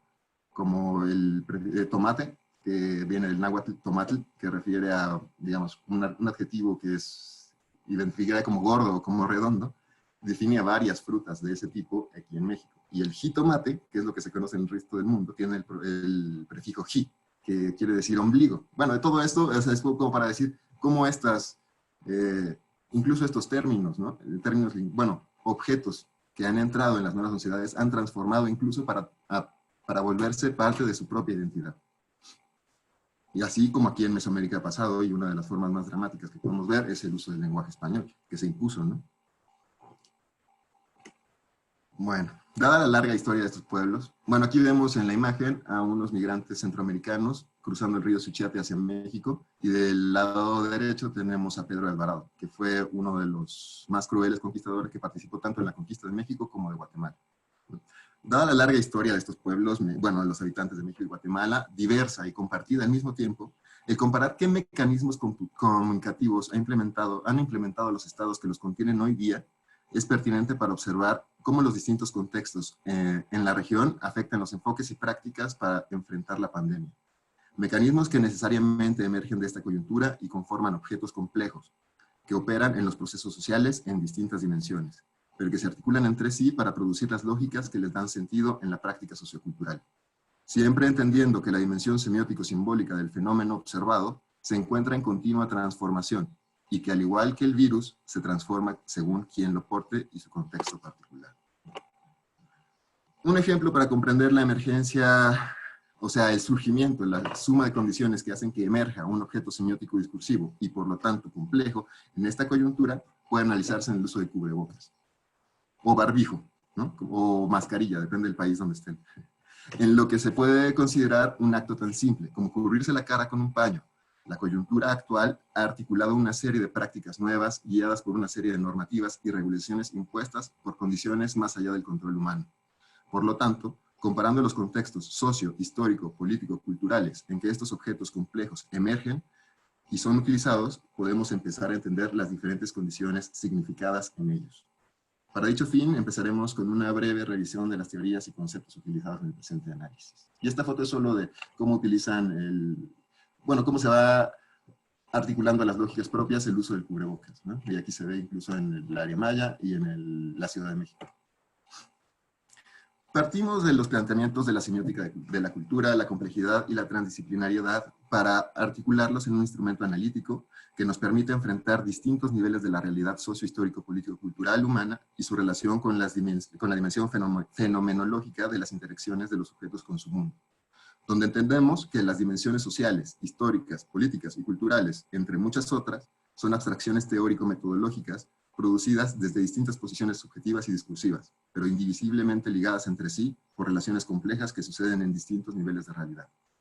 Cada uno de estos niveles está definido por sus propios sistemas y lenguajes, pero al momento de la práctica sociocultural, todos estos suceden al mismo tiempo.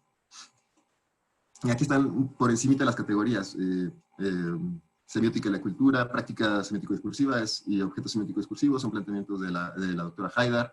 Significación, sentido y coyuntura son ejes clásicos de la teoría de semiótica. Nos basamos también en cómo Morán maneja los conceptos de incertidumbre, caos, sistemas complejos y abiertos, funcionamientos hologramáticos y cronotópicos de la cultura. Y en la transdisciplinariedad de Basarab Nicolescu, el planteamiento de los niveles de realidad, el sujeto transdisciplinario y el objeto transdisciplinario, es un rollo, ¿no? Son inseparables porque la misma percepción y la misma cognición funciona a través de ese sistema que resulta también en objetos. Es decir, cada interacción del ser humano con su mundo, de cierta manera, entra en su propia particularidad espacio-temporal, condensando el tiempo e intensificando la significación de ciertos elementos del espacio. Un ejemplo puede ser una transacción comercial cualquiera, donde por una medida de tiempo determinada, una serie de sistemas y lógicas, desde conductuales hasta cognitivo-reflexivas, son las que determinan la concepción de los sujetos sobre la significación de los objetos y el sentido de sus propios roles como participantes de dicha práctica. Ejemplificando de otra forma, en el momento de una compra o una venta, los sujetos saben, en distintos niveles de argumentación semiótica, qué posición en espacio ocupan y cuáles son las secuencias de acciones que se esperan de ellos para lograr una interacción exitosa. Asimismo, el sentido significado en los objetos se fija a partir de dichas lógicas argumentativas, convirtiendo una firma o un pedazo de papel en algo que se puede intercambiar por bienes y servicios. Podemos decir lo mismo de toda práctica de la vida cotidiana por parte de los sujetos. Los vínculos que se mantienen con los otros en una secuencia de lógicas ordenadas con relación al espacio y al tiempo en el cual suceden, van produciendo de manera dialógica los roles sociales que ocupamos, al mismo tiempo que van llenando de sentido los lugares y territorios donde existimos. Tal cantidad de interacciones produce efectos concretos, que, al ser interiorizados cognitivamente por los sujetos, son reproducidos en distintos niveles de realidad, muchos incluso inconscientemente. Estos procesos de reproducción del sentido, es decir, de semiotización, son inescapables para el ser humano y, por lo tanto, están en toda dimensión de su vida cotidiana. Por esto entendemos la práctica sociocultural como una práctica semiótico-discursiva, que es el planteamiento de la semiótica de la cultura. Y bueno, aquí se ve, solo para ejemplificar, ¿no?, cómo se pueden interiorizar estos roles a tal grado que hay personas que, durante la coyuntura terrible que está pasando en Estados Unidos debido al racismo, están diciendo que allá no son racistas. O sea, en este punto de que seguramente tienen interiorizado ese punto de vista y que los lleva a hacerlos prácticas y objetos concretos que pueden llegar a cosas como el genocidio de los años 80 en Guatemala, ¿no? Regresando al ejemplo del cubrebocas, como uno de estos objetos semiótico-discursivos emergentes, podemos decir que estos no son nuevos, de hecho son bastante antiguos, pero la coyuntura geopolítica creada por la pandemia de COVID-19 ha hecho que los gobiernos y sociedades del mundo impongan su uso en contextos de la vida social en los cuales estos estaban ausentes e inclusive generaban cierta incomodidad a quienes no los portaban en público.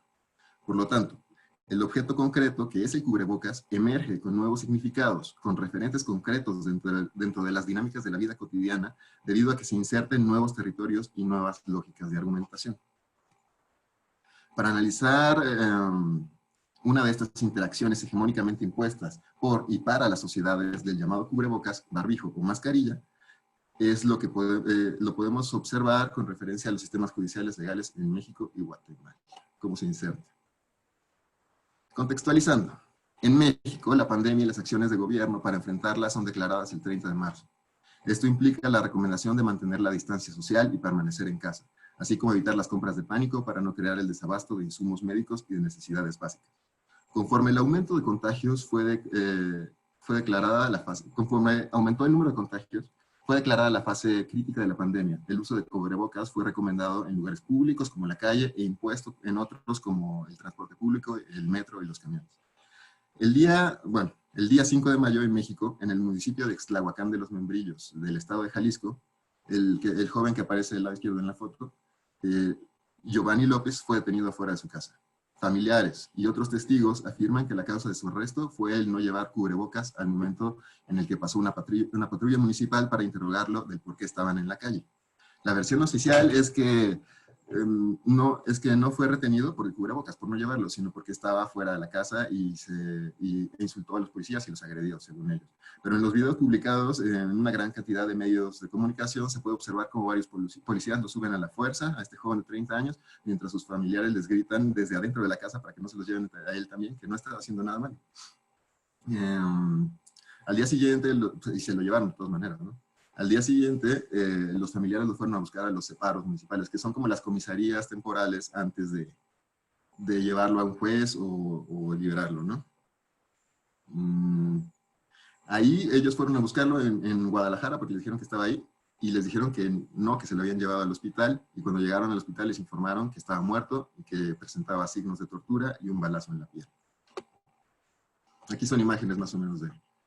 Bueno, en el centro hay un cartel que marca la protesta, que también se ha dado en varios lugares de Guadalajara, ha llegado cuestiones violentas, incluso de prenderle fuego a un policía. Es una cosa bastante, que marca mucho justo los conflictos sociales latentes que hay en estas sociedades. Al igual que el objeto concreto de cubrebocas, estas prácticas por parte de los grupos policiales en México no son nuevas. Se han dado a conocer múltiples casos de abuso policial y desapariciones forzadas donde existe evidencia de la participación de elementos policíacos de todo nivel, municipal, estatal y federal, como el infame caso Ayotzinapa. Situación que se extiende desde mucho tiempo atrás, quizás desde que dichas fuerzas para mantener el orden social fueron creadas, ya que las raíces y del surgimiento de estas se vinculan indivisiblemente a los grupos socioculturales que ostentan la hegemonía. Y la historia ha demostrado que la hegemonía en América Latina se vincula a poderes fácticos, antiguos y oscuros que la utilizan únicamente para mantenerse en el poder y para su beneficio. Siguiendo la línea argumentativa, podemos decir que al imponerse políticas nacionales por causas globales, para las cuales no tenemos las herramientas necesarias para afrontarlas de una manera ideal, estas políticas serán llevadas a la práctica concreta de la vida cotidiana, articulándose a las lógicas preexistentes de los sujetos habitantes en esos territorios. Emergen, entonces, nuevas relaciones de sentido, mediante las cuales objetos concretos y antiguos, como puede ser un cubrebocas, y lógicas antiguas, como es la opacidad de la policía en México, se articulan de una manera nueva, creando situaciones nuevas y casi impensables, como el ser torturado y ejecutado por no llevar un barbijo. Bueno, esta es una imagen de los carteles y de una novela gráfica que se hizo sobre la desaparición de los 43 estudiantes de la Escuela Normal Rural de Ayotzinapa. Y del lado derecho se ve a un policía torturando a uno de los presuntos culpables materiales de ese masacre, ¿no? Pero igual siendo igual de opacos, ¿no? O sea, torturando y poniendo bolsas en la cabeza. Para contrastar, abordemos el mismo ejemplo del cubrebocas con relación a los sistemas legales y judiciales de Guatemala. Para contextualizar es necesario hacer una breve relación de eventos. El pasado 13 de junio, el ministro de Salud se presentó ante las cámaras para hacer una declaración de la nación guatemalteca. En su informe plantea que ese día se registraba el mayor número de contagios en el país. Entre datos técnicos sobre la cantidad de contagios por día y fallecimiento, hace un énfasis en que están realizando las instalaciones eléctricas de los laboratorios del Sistema de Salud Estatal para poner a funcionar un dispositivo Roche 6800 que podría procesar 1000 pruebas, lo que duplicaría 1000 pruebas para el coronavirus, lo que duplicaría la capacidad del país, el cual tiene, bueno, se calcula porque los censos son poco fiables y los hacen pasa mucho tiempo en que hacen un censo y otro en Guatemala. Se estima de estudios académicos que hay entre 18 y 14 millones de habitantes. Y entonces, si un aparato que duplica la capacidad de pruebas, o sea, que puede analizar 1000 pruebas, duplica su capacidad, eso les deja ver qué capacidad analítica tienen para saber cuántos están enfermos y cuántos no. Bueno, durante su presentación, la cual dura más de 3 minutos y medio, en una actitud solemne, presidido por el escudo nacional que engalana 2 rifles cruzados sobre 2 espadas, donde estas armas están rodeadas por laureles y sobre todo se aprecia un quetzal posado sobre un pergamino que dice Libertad, 15 de septiembre de 1821. El ministro de Salud hace referencia, aunque sin nombrarlo explícitamente, a un incidente ocurrido la noche anterior a su mensaje.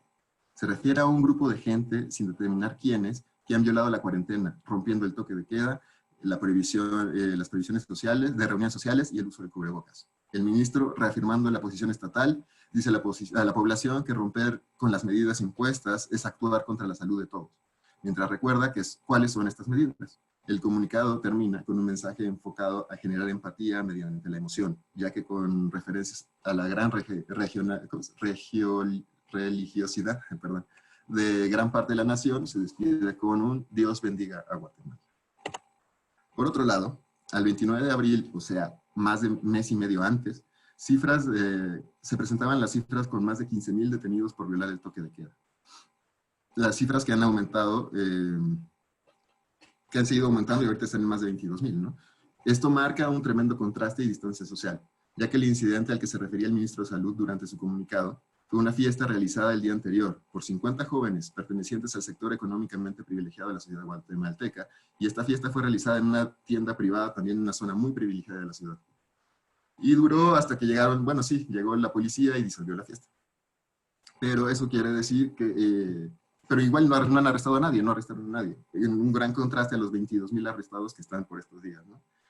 Como ven ahí en la calle, sí, pues estaban violando el toque de queda y se los llevan. Pero, por ejemplo, hubo un caso de 4 señoras vendedoras quichés que las arrestaron por pasarse unos minutos del toque de queda en el mercado central de Quetzaltenango, o Xela, como lo conocen, la ciudad, ¿no? Pues esto muestra justo quién es el que es susceptible de ser metido a la cárcel y quiénes no, solo irse a su casa con una amonestación. En sí misma, la coyuntura de pandemia es un evento que, y aquí en estas fotos sí justo son 2 imágenes de cómo están subiendo a la gente en la calle por violar el toque de queda y otras 2 imágenes de la fiesta que se hizo el día 12 de junio, un día antes del informe del ministro de Salud. En sí misma, la coyuntura de pandemia es un evento que ha hecho emerger situaciones de crisis profundas y antiguas de las sociedades, tanto en la mexicana y la guatemalteca como en las del resto del mundo. Contextos de desigualdad histórica que ya eran una grave crisis en sí misma. Pero, dadas las nuevas condiciones globales, que han frenado gran parte de la producción económica y restringido la movilidad social, estas lógicas socioeconómicas históricas se han empeorado de manera dramática, resultando en una dinamización de la crisis global, agudizando las contradicciones entre los distintos sectores sociales en un muy corto tiempo. Un funcionamiento similar al ejemplo de cubrebocas, donde las nuevas coyunturas se integran a lógicas históricas, sociales, políticas preexistentes, preexistentes en los sujetos y las prácticas analizadas, creando incertidumbre y conflicto. Por ejemplo, aquí se ve, o sea, no es una composición, es una foto tomada desde arriba, la del lado izquierdo, que contrasta el barrio muy pobre de Santa Fe en México con el barrio de mucho dinero de Santa Fe en México. Así mismo son las contradicciones, frente a frente.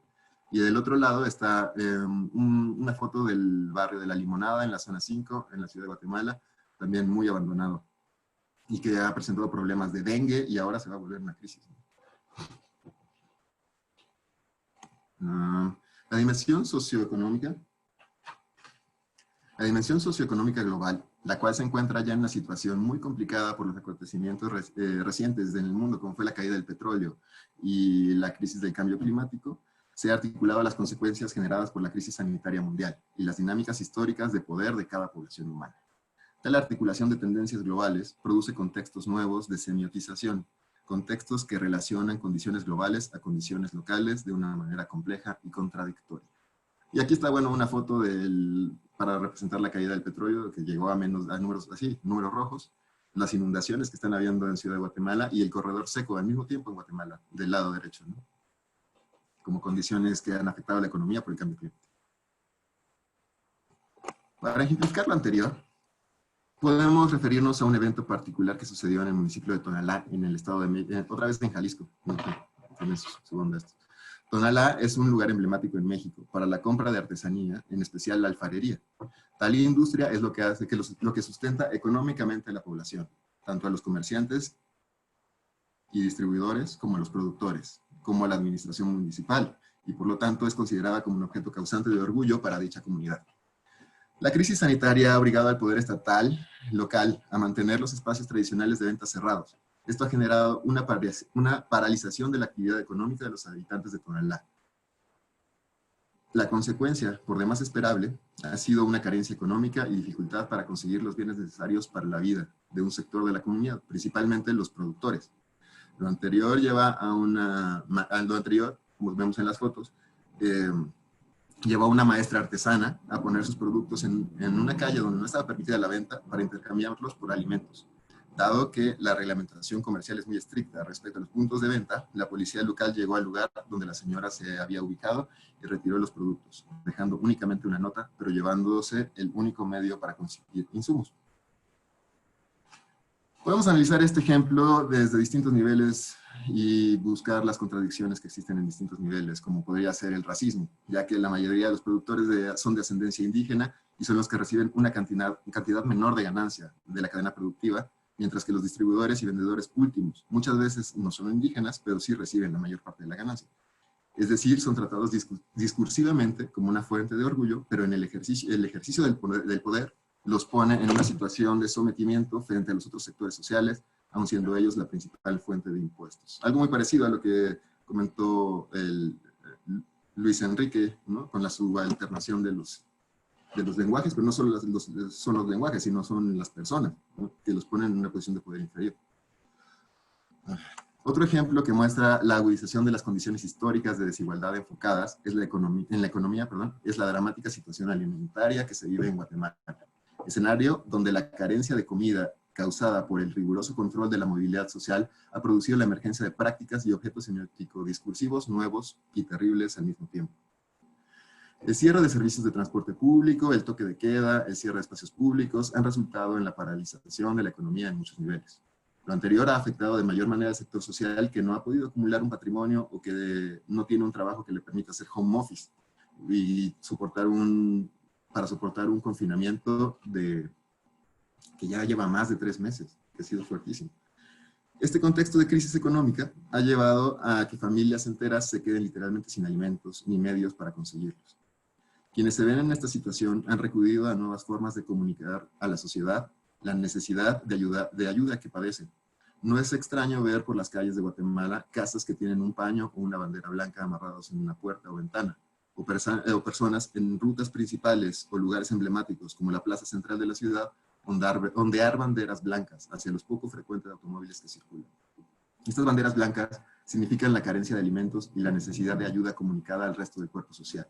Y produce un gran impacto emocional ver la gran cantidad de banderas blancas que se alzan por todo el país. En sí es increíble. O sea, se pueden ver en YouTube incluso los videos de gente peleándose por lo poquito que alguien puede llevar para compartir, y los que tienen banderas están la necesidad que se la arrebatan entre ellos, la ayuda. Hay cosas buenas también, pero generalmente de parte de la sociedad, como son los comedores comunitarios o los albergues que los reciben, porque incluso sin dinero los echan a la calle, porque nadie les condona la renta y pues se agrava la situación, tanto sanitaria como económica. Bueno, para concluir esta brevísima comparación, hemos visto 2 ejemplos muy superficialmente, pero que nos permiten mostrar la tremenda complejidad en que los procesos de reproducción del sentido suceden en distintas materialidades y niveles de la realidad. El ejemplo del cubrebocas se enfoca en los efectos de una irrupción de un objeto semiótico discursivo nuevo en los sistemas legales y judiciales de los países observados, dando cuenta de cómo una serie de factores globales se hacen concretos mediante los sistemas locales para la práctica de la vida cotidiana, generando nuevas condiciones para las relaciones humanas. En el ejemplo del decomiso de artesanías en Tonalá o en las banderas blancas en Guatemala, se analiza brevísimamente cómo se relacionan las condiciones socioeconómicas, históricas, locales, con las globales, lo cual resulta en un nuevo contexto para la reproducción de la vida cotidiana, donde el manejo de los objetos semiótico-discursivos muestra la relación de las contradicciones entre los grupos sociales, haciendo emerger de manera crítica condiciones que reactualizan conflictos anteriormente latentes. 5 minutos. En este punto podemos... No, ya casi termino. En este punto podemos preguntarnos cómo estas nuevas e impredecibles condiciones han dinamizado la producción semiótica de una manera caótica, generando nuevos e inexplorados contextos para la reproducción de la vida social, llevándonos así a una coyuntura global que produce nuevas reglas o normas para evitar los colapsos de los grandes cuerpos sociales. Una nueva normalidad, la cual no es cotidiana aún, pero que ya está cambiando nuestra manera de vivir el día a día. Muchas gracias. Y ya, ¿cómo fue? Aquí está. Ya. Ok, gracias Horacio por tu intervención muy completa. No sé si hay, por aquí no hay preguntas en el chat ni comentarios, pero bueno, yo sí quería hacerte un comentario sobre el contenido de... Porque básicamente presentas varias prácticas discursivas, ¿no? Semióticas y discursivas, por ejemplo, la manera en la que comenzaron a utilizar el cubrebocas o la mascarilla, ¿no? Como modo de protesta, ¿no? En lo que ponías de Giovanni, Justicia para Giovanni, ¿no? Sí. En algunas imágenes. Creo que es algo que también ha ocurrido ampliamente, no solo en México, y está ocurriendo pues, en otros lugares en donde hay disturbios actualmente, como es el caso de Chile, en donde antes de la pandemia pues, había una situación bastante complicada y luego la gente sigue saliendo a manifestarse. Luego, el caso en Estados Unidos también, ¿no? Al final es como una resemantización de un objeto que sirve para cuidarnos, para prevenir, y termina adquiriendo pues, otros significados, ¿no? Y otros significados que pueden ir justo como, que pueden ser o que te pueden llevar a contextos de vida o muerte, como el caso de Giovanni, ¿no? O sea, no llevarlo puede hacer que toda esa fuerza, digamos, de la policía de Jalisco, que era clásico, que siempre hacen eso, siempre golpean a la gente, es una forma de su vida, de reproducir su práctica cotidiana. Y ahora integrar a esa dinámica un objeto que antes era, pues, lo llevabas o no lo llevabas, si te enfermabas o algo, pero ahora no llevarlo puede hacer que te maten, ¿no? Eso es lo que a mí me causa mucho impacto. Sí, efectivamente, que pueden hacer que te mate. Eso es bastante complicado. Aquí tenemos una pregunta de Inés. Dice, ¿puedes reflexionar un poco más sobre la expresión nueva normalidad en sí? ¿Cómo se ha recibido en México? En España se ha criticado mucho por ser eufemística y poco informativa y por remitir falsamente a lo normal, cuando todos sabemos que nada es o será normal tras la pandemia. Bueno, creo que aquí justo es donde es pertinente la distinción que hace la antropología, ¿no? Que refiriéndose a la práctica de la vida cotidiana. O sea, una cosa es la cotidianidad y otra cosa son las reglas que te imponen, o las normas, para crear una normalidad.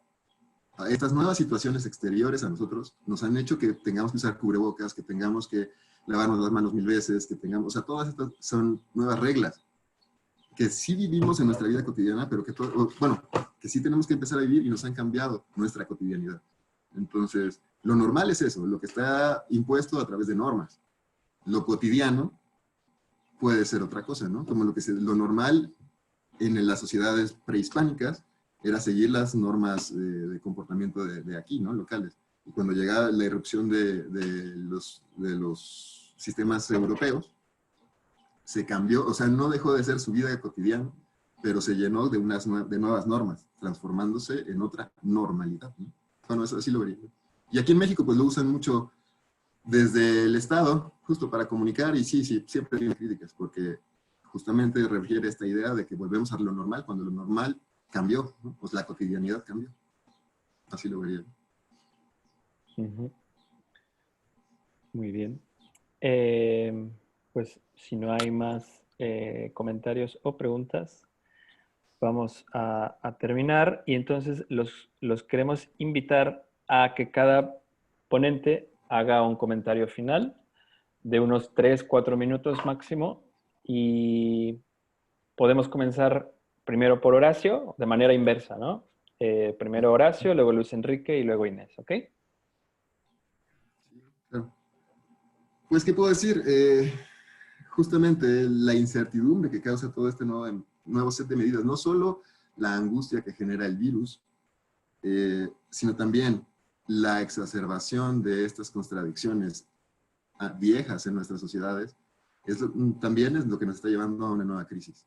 En sí, sería interesante pensar y reflexionar cómo podríamos utilizar estas nuevas condiciones, pero para crear un nuevo pacto social, al final de cuentas, una nueva normalidad o cotidianidad, pero, no sé, haciendo una reflexión particular sobre todas estas cosas profundas que están dentro de nosotros y que por eso tal vez no vemos, ¿no? Como las cuestiones del racismo y todo esto. Eso es lo que diría, sí, entender los procesos de cambio de sentido para poder por lo menos aprender algo y utilizarlos. Eso diría. Muy bien, gracias. Luis Enrique.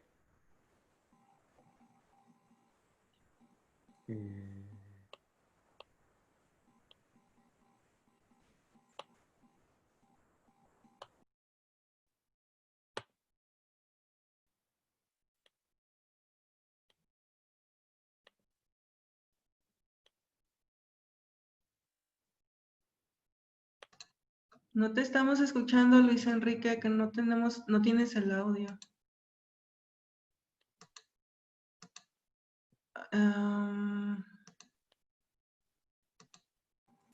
Eduardo, ¿puedes revisarlo? Que ya está, creo que ya está. A ver. No. ¿Enrique? ¿No? No. A ver, intenta. A ver, ¿Me ya. escuchan? ¿Me escuchan? Ya. Que parece que estábamos abriendo y cerrando simultáneamente. Bueno, yo quería comentar brevemente que, como lo sugiere Horacio también, estamos ante una crisis que nos debe llevar a reflexionar y a reinventar un sinfín de formas de actuación y de gestión de lo cotidiano, ¿no es cierto?, en un contexto marcado por situaciones como un fuerte racismo, una discriminación y un deseo de no dar voz y permitir que los subalternos se expresen. Entonces, yo creo que estamos ante una oportunidad de lujo dentro de la tragedia, de reinventarnos como sociedad y de reencontrarnos con la naturaleza, con una situación de relaciones más humanas entre los seres humanos, menos confrontación, menos guerra, menos racismo, menos discriminación, ¿no? Yo confío en que algunas de las prácticas que se están observando en estos días, como el regreso al trueque entre algunas sociedades, por ejemplo, y que están impactando no solo en América Latina, sino también en los Estados Unidos, ¿no? Ciudades de California, donde uno postea y dice, me sobra tal cosa, pueden pasar a recogerla el que quiere y ofrezco a cambio tal otra, etc. Deben llevarnos a reinventar el mundo, pero ojalá pues una vez acabada la cuarentena no volvamos a más de lo mismo, porque entonces sí estaremos cavando nuestra propia tumba. Gracias. Inés. Muchísimas gracias, Luis Enrique y Horacio. He disfrutado y de verdad he aprendido mucho y he pensado y repensado muchas cosas. Me ha tocado empezar hoy y en realidad muchos de los debates, ¿no?, que he propuesto yo desde la iniciativa Reframe COVID son debates que van en la narrativa grande, oficial, ¿no?, en la narrativa gorda, si queremos, ¿no?, mainstream.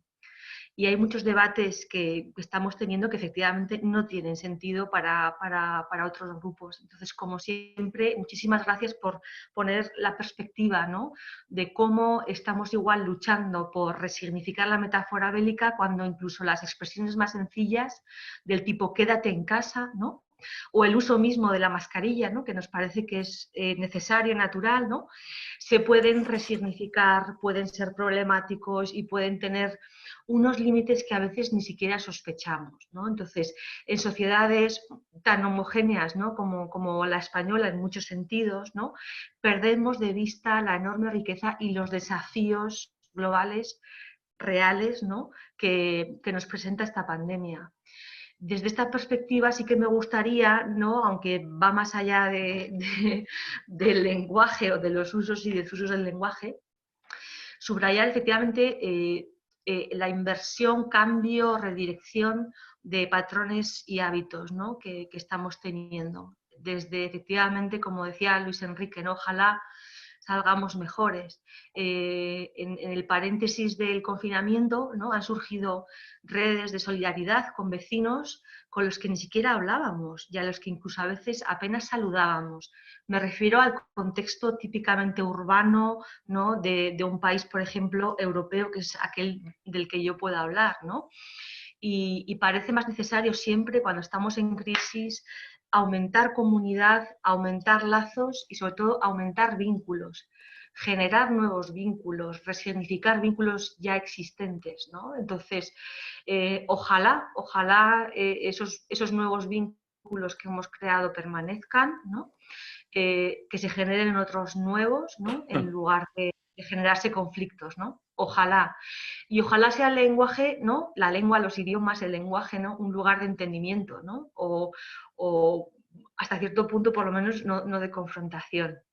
Pues esto es lo que yo concluyo. Un poco agradeciendo muchísimo el haber estado aquí hoy y haber repensado tantas cosas, tantas cosas. No hay nada como intervenir primera para luego estar 100% atenta y repensar. Gracias. Gracias, Inés. Pues Gracias. bueno, pues vamos a concluir la sesión de hoy. Muchas gracias, Inés. Gracias, Horacio, Luis Enrique, Bianca. Muchas gracias a todos a todos y a todas por su atención y su presencia en el chat. Bianca, no sé si quieres decir algo.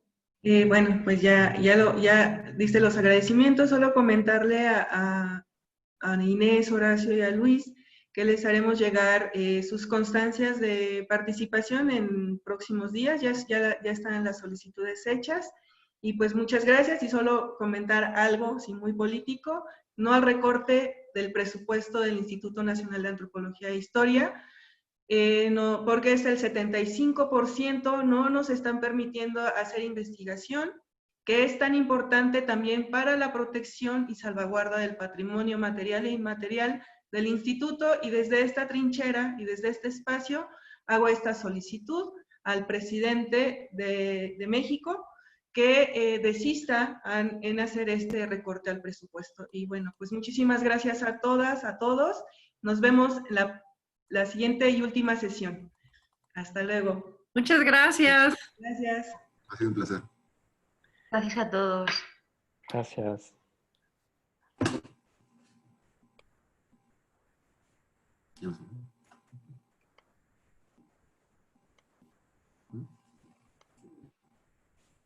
Muchísimas gracias.